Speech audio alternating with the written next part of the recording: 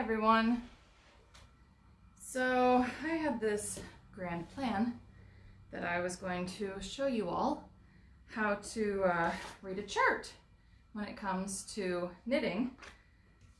And well, then there seems to be a lot of things happening right now. So I'm not entirely sure what to do. Yeah, so I guess I'll make this kind of short, sweet, and to the point. If you haven't joined in our Crafters Year of Self-Care, you're welcome to join. We got a lot of fun stuff going on. Right now I'm spinning from my stash. I'm in my third braid of roving. This is the fourth. This is the last one that I will do. I did finish. Hang on, let me grab it. My first and second skein. So here's my first skein. There's my second skein, and I dropped the little mini skein that I made with the leftovers from my first and second skein. And like I said, I am now spinning on my third. And I had a friend who told me, thanks Shannon, that these Tyvek wristbands are great for putting on your skeins because they don't come off, and then you can wash them and dry them, and then you're good to go. So I have been tagging my hand spun. I have to tag the mini skein yet, and kind of, you know, making that all happen. And these are lovely 3-ply BFL and silk, and I have been spinning them on my Kromsky Sonata with that lovely magnetic flyer head, which I adore. If you don't have one, it's totally worth the money, I say. 100% worth the money. So anyway, I am going to just sort of pop through this pretty quick and then get back to watching what I was watching, because it was kind of, felt kind of momentous. So we'll do this real fast. I just wanted to go ahead and show you how to read a chart. I had someone who said, you know, they had downloaded this pattern. It happens to be my Bricky scarf, and my printer made a mess out of this side, but my Bricky scarf, it's a free pattern on our Black Sheep Fiber Emporium website, and there's a great big chart, so if you've never used a chart before, you can try that out. And so I'm going to show you how to do that really quick. We'll talk about a little bit of stuff, and then I'm going to get off here so that I can go watch, live what's happening right now. So anyway, let me just turn this around. And hey, Bev, I see a comment from you. Give me just a moment. And there we go. And okay. So let's talk. Let's talk about reading a chart. So this is a nice big chart. It's a great one to learn from. And we have to talk about just a few important points on here. So the first one is that there should always be a key for your chart, sort of like a map legend, as well as abbreviations that tell you what's going on. If it doesn't have, you know, further information on it, it should at least have those two things. So you should definitely see your abbreviations, and you should see your key. So your chart will be either a flat chart or an in the round chart, and you can tell that by the numbers that run along the side here. This is a flat chart, and we can tell this because it's 1, 2, 3, 4. If this were a chart in the round, it would say 1, 2, 3, 4, 5, all up that side. The numbers that run across the top are your stitch count. So this one is 32 stitches across, and it just so happens that this particular pattern is a cast on of 32 stitches, so this is the entire chart for this pattern. Sometimes you'll find marks like this in a chart that indicate a repeat. Now, I have told you in the instructions, that's why it's so important to read your instructions, that these marks are where I put stitch markers because it helped me to remember where the edge stitches were versus my pattern stitches. Now, the other thing you need to know is that it does have a repeat of rows. So it has a row repeat from rows 5 through rows 10, and that is what the blue lines are in here. But it also tells you that rows 5 through 10 are the pattern repeat. So it's really important to check those out when you are looking at a chart. Okay. When you have read through all of your instructions, you've identified your key. It's always important to look for any symbols that you don't understand. These are pretty straightforward. It's a knit and a purl. So this is knit on the right side, purl on the wrong side. This symbol means purl on the right side, knit on the wrong side. And that's where it gets tricky. When we're reading a flat chart, we always read it from right to left across the chart. And then on the back side, so the wrong side rows, we have to read it in the opposite direction. So we'll go from left to right. But an important thing to remember is on this back side, you are also going to read the opposite of the stitch. Because what you see here is a representation of the chart as your knitting will look, but not necessarily how you knit. So for example, this first stitch here on row 2 says purl, but we aren't actually going to purl this stitch. We're going to do the opposite of that, and when we read our key, the opposite of the purl is to knit. So the first row is to knit all the stitches. The second row is also to knit all of the stitches. This is a great chart to learn on. It's small, it's easily repeatable, and it allows you to explore charts in a pretty safe manner. If you make a mistake, it's easy to rip back and fix it. What else do I need to tell you about charts? When you're working in the round, you will always work from right to left, right to left, right to left, because that's indicated by the numbers. So remember, if you're working in the round, that all of your numbers will be on the same side. It should be on the right side, unless you happen to have a wrong side chart, but most of them are going to be right side charts.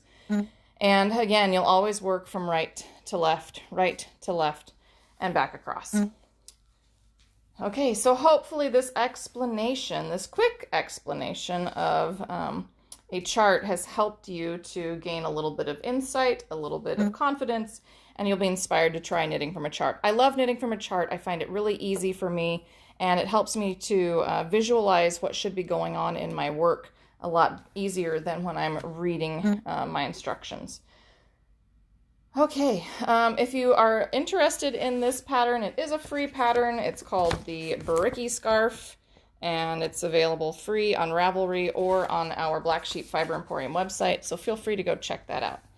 Now, if you are looking for more information about charts and lace knitting in particular, let me just flip this. Sorry about that. There we go. Let's see if I can lock this down. Let me move. Then I do have just a few publications that I can recommend because I wrote them. One of them is If You Can Knit Lace. This is my first little booklet of lace information, and it's 12 pages. There's photos and writing and diagrams, and this is available via PDF or print from blacksheepfiberemporium.com. If you're ready to take it to the next step, I have Lace Knitting Beyond the Basics, so this moves you to that next level. And I do have a tutorial in both of these publications on how to read a chart. There's a tiny chart in there so that you can swatch and sample. Let me see if I can find it. Swatch and sample and figure out how to read a lace chart that actually has stitches that are missing because we have to add stitches. So those are two options if you're looking for more information about knitting lace and working with charts. And even if you aren't ready to knit lace yet, I have a lot of information in here that's not just about lace. I also have a tiny publication called Beginning Estonian Lace. I use this in my classes so that we can learn more about some of the special stitches that are used in Estonian lace. And then if you're into Angoras, which is not related to charts at all. I also wrote a little booklet about raising Angoras. My friend Danielle happens to be on the cover with lots of fluffy bunnies, and this is also available at blacksheepfiberemporium.com. It's 20 pages, and it is just chock full of information about raising bunnies. So, all kinds of fun there. I do have a class that I will be teaching on Friday nights, if anybody signs up, starting January 15th for tatting. I think I set it at 7 o'clock my time. And it goes for an hour and a half for 3 weeks.